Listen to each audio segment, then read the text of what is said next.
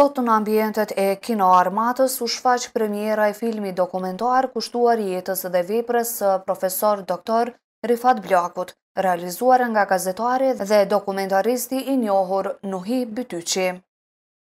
Ngjarja u hap me një fjalë për kujtimi dhe ndirim nga bashkëpunëtori i afërt zotri Bajram Kosumi, i cili vlerësoi lart figurën e profesor Blakut si një intelektual, advetar dhe kontribues të çmuar. Përmes një dokumentari e kujtojmë një prej atyre njerëzve që ka punue dhe ka kontribue shumë për lirinë e Kosovës. Kujtojmë Rifat Blakun, i cili me guximin e tij prej intelektuali ka lënë gjurmë në historinë e Kosovës së re. Unë Rifatin e kam njoftë prej viteve 92-93 kur kam dalë prej Burgut, por e kam pas bashkëpunëtor, kemi punu bashkë në mënyrë intenzive për një 6-7 vjet, 8 vjet. Misinë e kemi vazhdu edhe më vonë, por ato vitet 93-4 deri te përfundimi i luftës janë vitet kur unë ose Adem Demaçi e kemi udhëheq partinë parlamentare dhe Rifati ka qenë një prej shtyllave më të forta të partisë parlamentare. Ne e kemi çmuar shumë atë. E kemi çmuar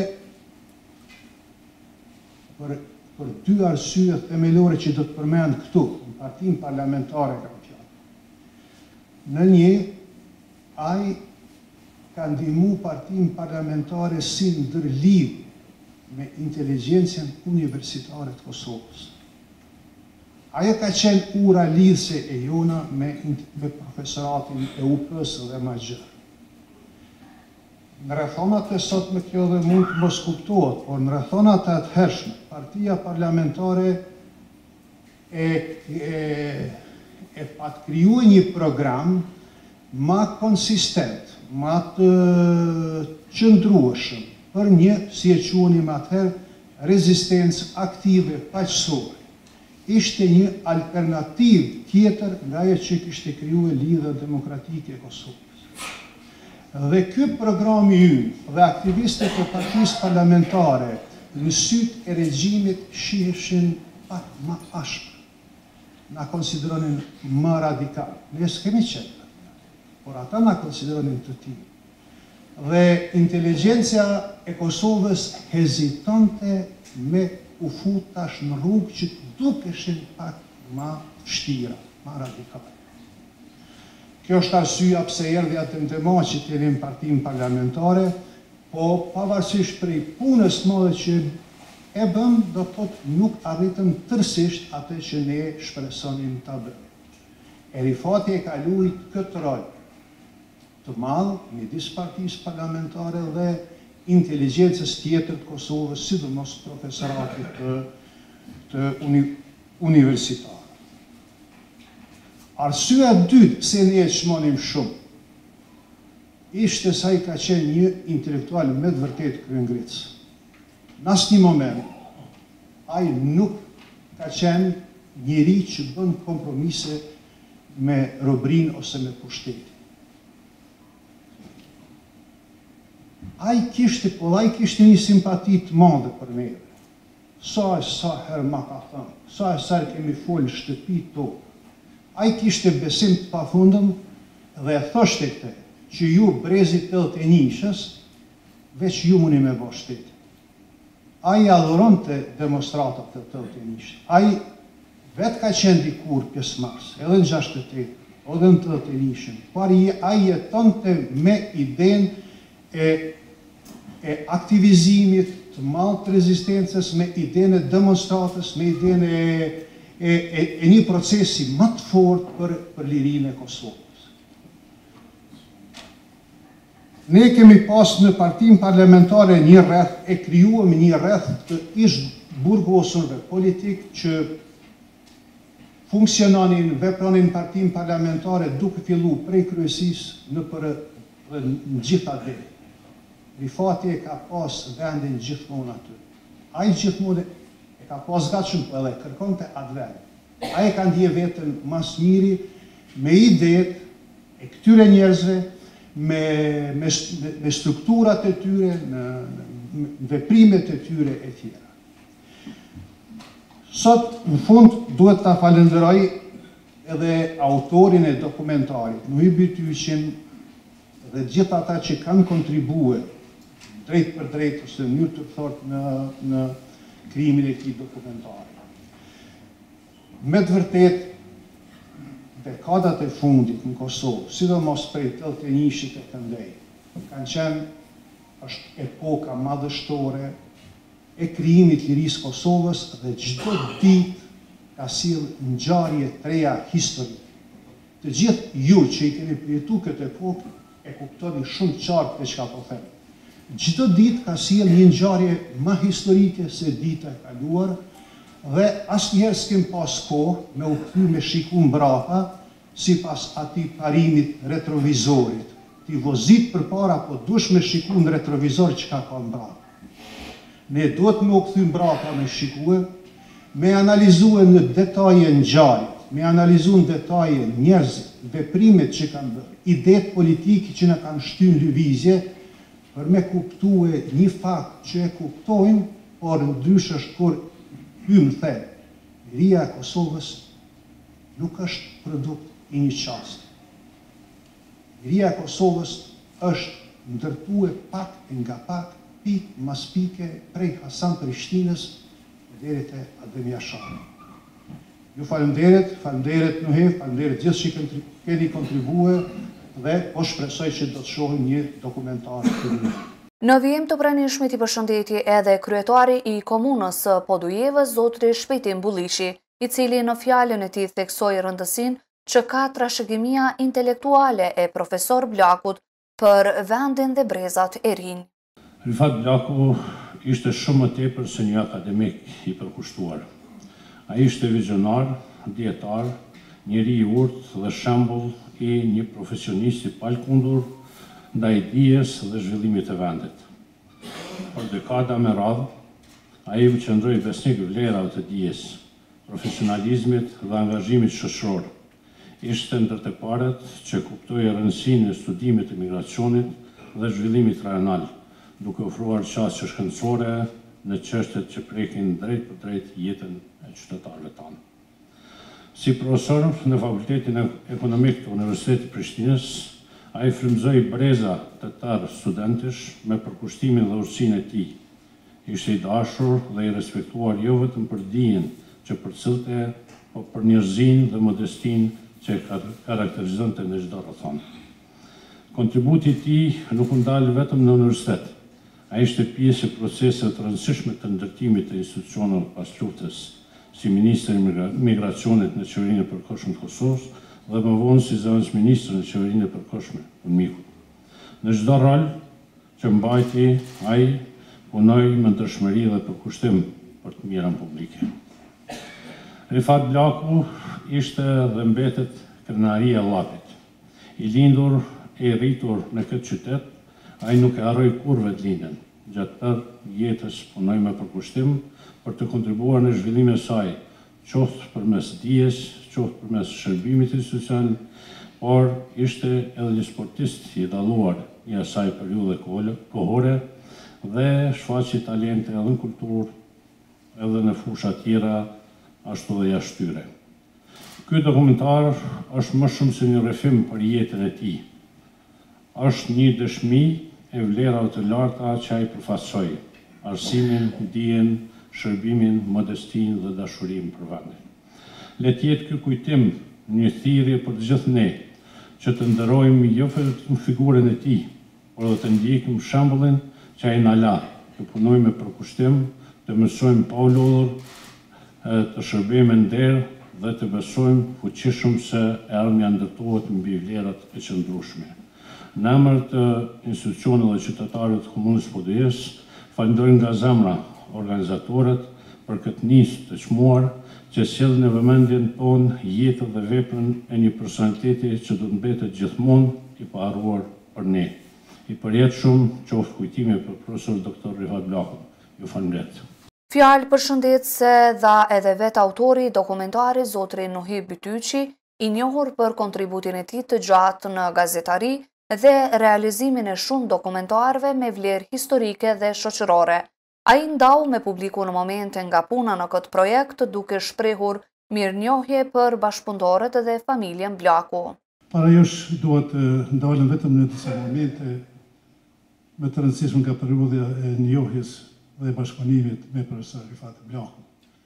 Profesor Rifat Blaku ne kam njohur nga vitet 80-ta, por më shumë kemi bashkëpunuar në vitet 90-ta, kur Kosova ka qenë në një okupim të hekurt serb dhe intelektuali Rifat Blaku bashkë me kolegët e tij në Partinë Parlamentare të Kosovës dhe në parti tjera politike, është angazhuar me përkushtimin më të madh për të kontribuar në interes të çështjes avancimit të çështjes së Kosovës, ndërkombëtarizimet e saj dhe në interes të çështjes kombëtare. Por periudha më e rëndësishme e bashkëpunimit me te ka qenë në kohën e luftës në vitit 1997, 98, 99, kur profesor Blaku ka qenë një nga bashkëpunëtorët më të ngushtë të Bajram Kosumit dhe të simbolit të rezistencës sonë kombëtare Atesa Demaçi. Ai përherë ishte në shërbim të luftës për çlimin e Kosovës dhe i motivonte rinin shqiptare në të gjitha frontet e luftës kundër Serbisë, duke kontribuar në mënyrë profesionale me hartat e tij topografike.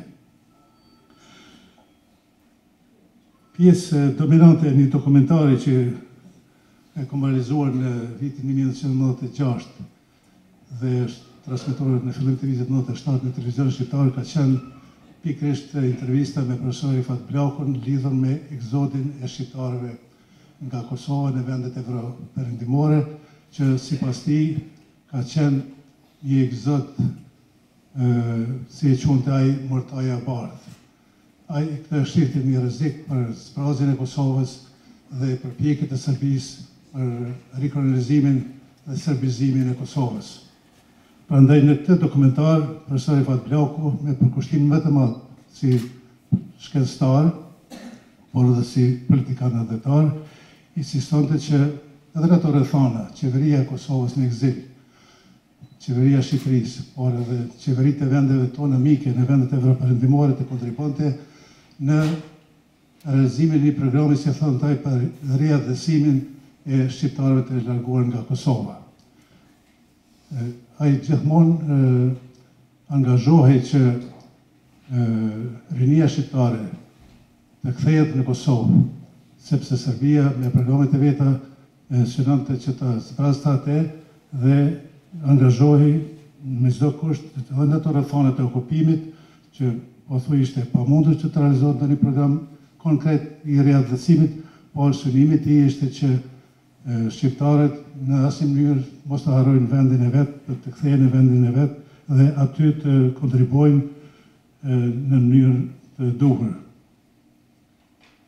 E pa të quajtur këtë dokumentar Egzodi i fundit shqiptar, duke vlerësuar se ky do të jetë vërtet egzodi i fundit shqiptar dhe do të vi dita që Kosova të shlirohet dhe rinia shqiptare të kthehet në vendin e vet për të kontribuar në rindërtimin e Kosovës.